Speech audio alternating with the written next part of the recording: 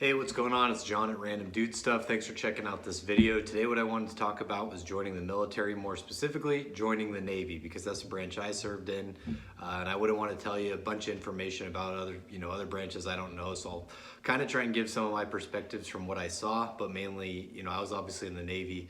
And then I'll get into what, if I were to go back, what branch I would join.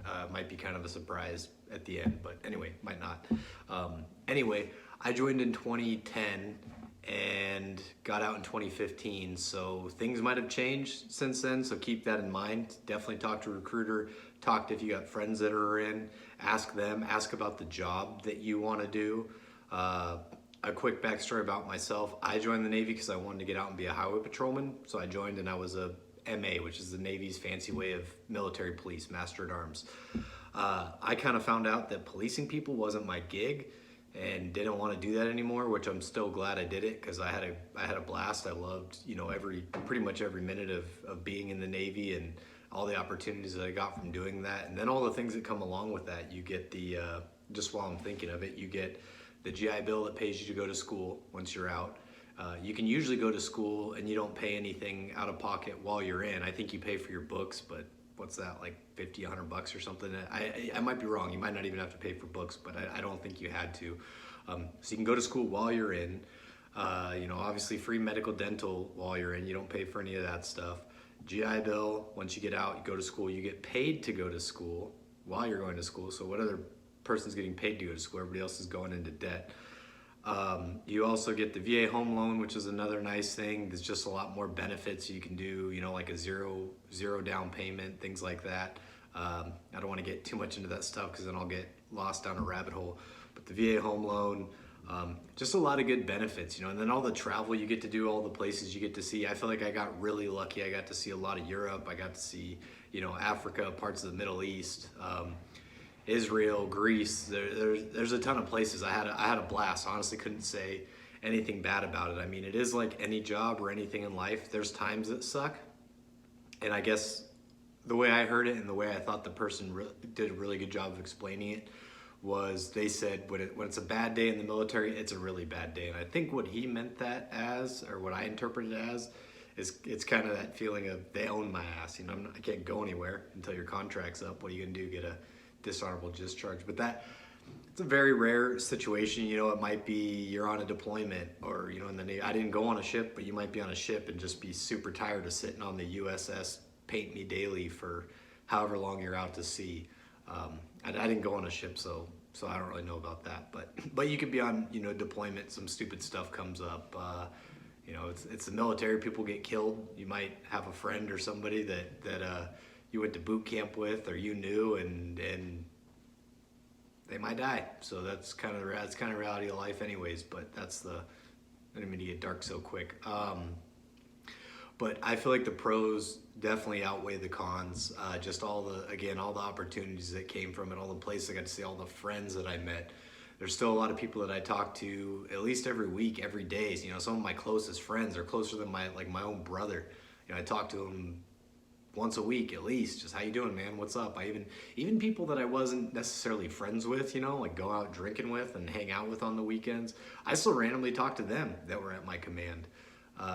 So it's just kind of weird that way. It's kind of like its own little, it's almost like its own little brotherhood, fraternity, something like that. I don't know, maybe it's a bad way to explain it, but at any rate, so the things that I would want to say to somebody that is looking to join, going to talk to a recruiter, stuff like that. There's the recruiter horror stories. I may have got really lucky. I didn't feel like I got blindsided or anything by a recruiter. Pretty much everything he told me what to expect was what I saw. They can't tell you everything about their job because your recruiter, he's got a job too before he's a recruiter. He might be a mechanic or a chef or depending on what branch. Like in the Navy, he might be like a special forces guy that's a recruiter now, like a SEAL or SWCC or something, but now he's in a recruiter billet. So if you want specific info about a job, make sure you're talking to a recruiter that specifically did that job and can tell you the ins and outs of it, which shouldn't be a problem to find, or tell them you want to find that when you go into the recruiter.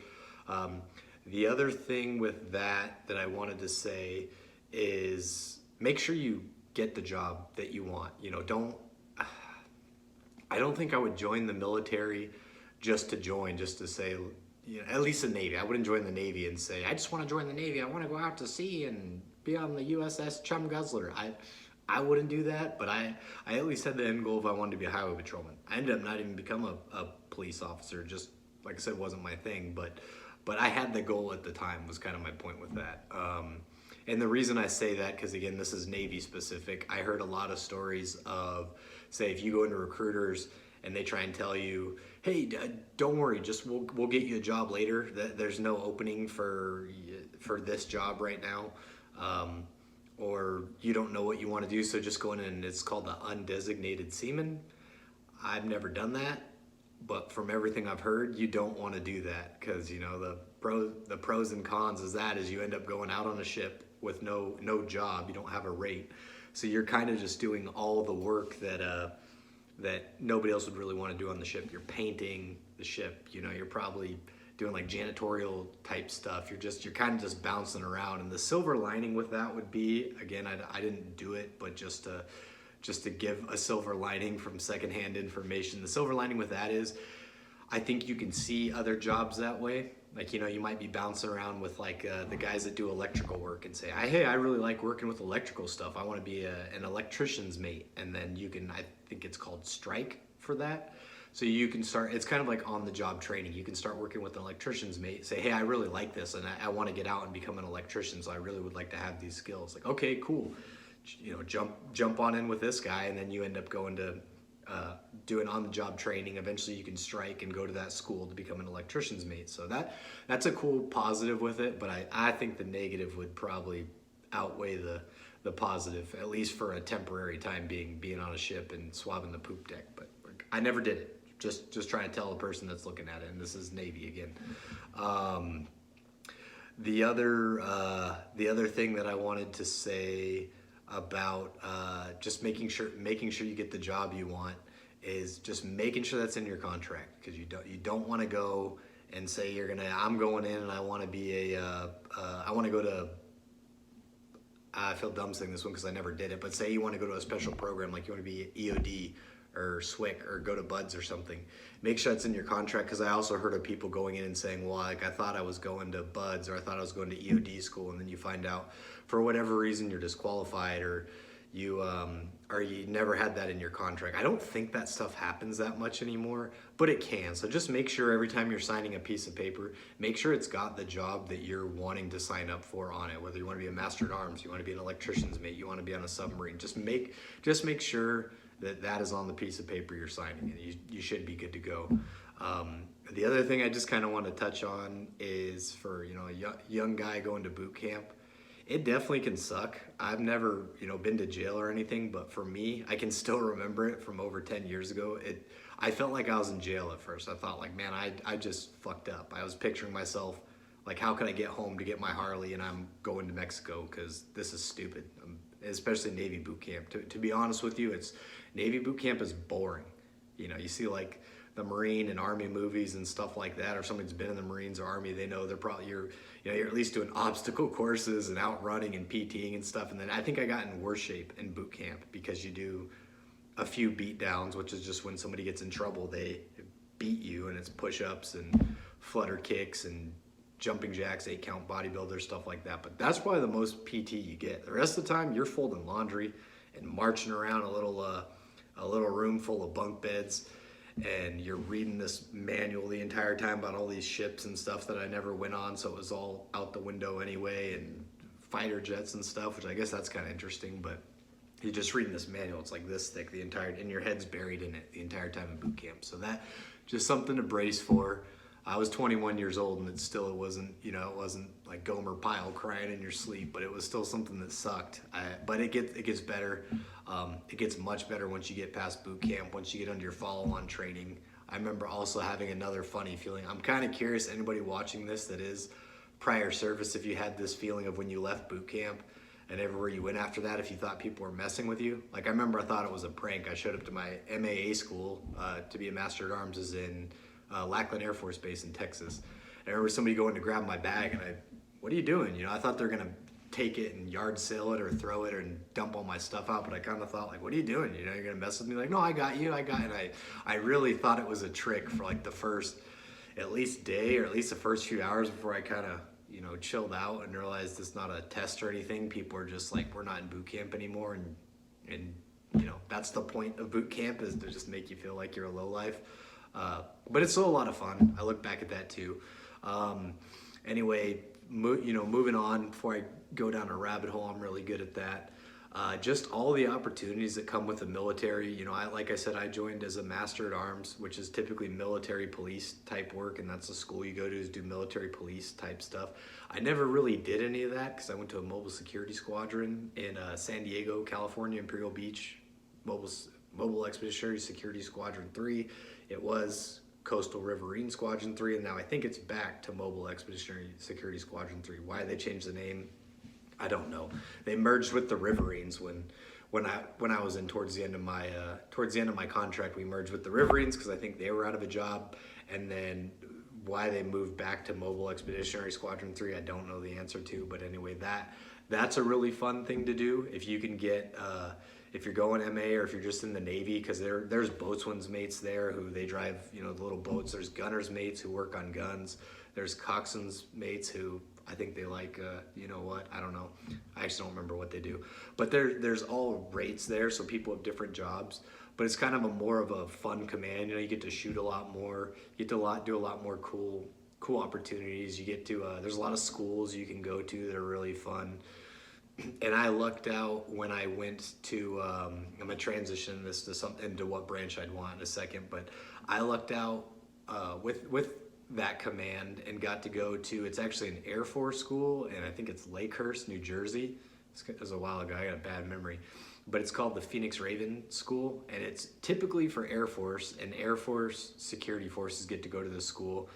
And once you go to it and you get the qual, you can basically do ASTs, which is aircraft security teams. And that's kind of fun. It's, you know, you're not doing anything high speed or super cool, but you're on 4-man teams, which is kind of fun because it might be, like in my case, it was me and three of my buddies already. So there's not like this big difference in chain of command. It's like me as an E4, you know, another buddy is an E4, E5, and then like 2 other So like the highest ranking person is an E5. I'm an E4, they're all my friends, so it's pretty cool. It's at least a cool opportunity to get to go travel around the world to all these different countries, and it's just you and 3 of your buddies. There's no chief with you, there's no, you know, E6, there's nobody busting your balls. You're like, they trust us idiots with, you know, with these guns and this plane. But that was a really fun school. Like I said, it was an Air Force school, and you usually have to go to a mobile command to do it. And I also think I heard they may have stopped sending Navy recruits to the school. I don't know. Maybe, you know, if you're watching this video and that's something you're interested in specifically, see if you have a friend or something that's still active duty Navy and if they could see. But the last I heard, they're not sending Navy there anymore. I don't know why. But working that in, if I could go back, I loved my experience in the Navy. I wouldn't trade it for anything in the world, and the friends I made and the experience that I had. But if I could go back hypothetically, and if somebody said I had to do it all over again and I was gonna do a career of it, I'd probably join the Air Force. I really would. Because I didn't grow up watching a bunch of military movies and watching, you know, I didn't even know what Navy SEALs were when I joined the Navy. I remember them saying, like, do you want to do any special programs? And I said, what's that? And they said, SEALs, SWIC, EOD. I said, what does a SEAL do? And I remember the recruiter was kind of funny. He said, well, basically they're like ninjas, which is kind of a funny answer, but kind of true, kind of a weird way to describe it. But I just said, at 6 years, and I want to get out and be a highway patrolman. Yeah, I'm an idiot. I don't even know what that is. But anyway, nonetheless, I lost my damn train of thought again. Joining the military. Make sure you do sign up for what you want to do. If I could go back, I probably would have joined the Air Force because of the quality of life in the Air Force. It seems is a lot nicer. You know, there's no ships, which I really didn't want to go on one. Especially for a long period of time, maybe just to go see it while it's in port or something and check it out and say, okay, that was cool, but I'm done now. Air Force has better looking women, if that's your thing. It seemed like all the Air Force girls were super attractive. The food is always better. Every Air Force base I was on, the food's always super good. Navy food's pretty good too. I'm not bashing any of the cooks, but it's better than Army. Army is like the eggs out of the carton. They come squirted on a plate, I think, and it looks like stuff's still moving around in there. But Air Force is good food. Another quick story. I remember some buddies of mine on our second deployment. They were going somewhere with some Air Force dudes, and they were gambling or playing cards or something. But these Air Force dudes put a couple Benchmade infidel knives up for their ante. And well, my friends ended up winning the poker game or whatever bet they had. And they both came back with these Benchmade infidel knives. You know, it's a nice knife. I think it's like an $800 knife. And I said, how the hell did you guys get that? And they said, oh, these Air Force guys, they bet them. And they said, well, we felt bad after we won, so we tried to give them back. And the Air Force guy said, oh, don't worry about it. They were a deployment gift. And my friend said, deployment gift? They said, yeah, we get a gift for going on deployment. Like, can you believe that? Like, it's your job. You're getting a gift to go on deployment. I always thought that was funny. I thought they were making it up, but Air Force really seems like the way to go. And again, for what my job was, being not my job, but like the other qualification I had for being a Phoenix Raven, once I left the command I was at, I probably never would have used that qual again unless I went back to a mobile command.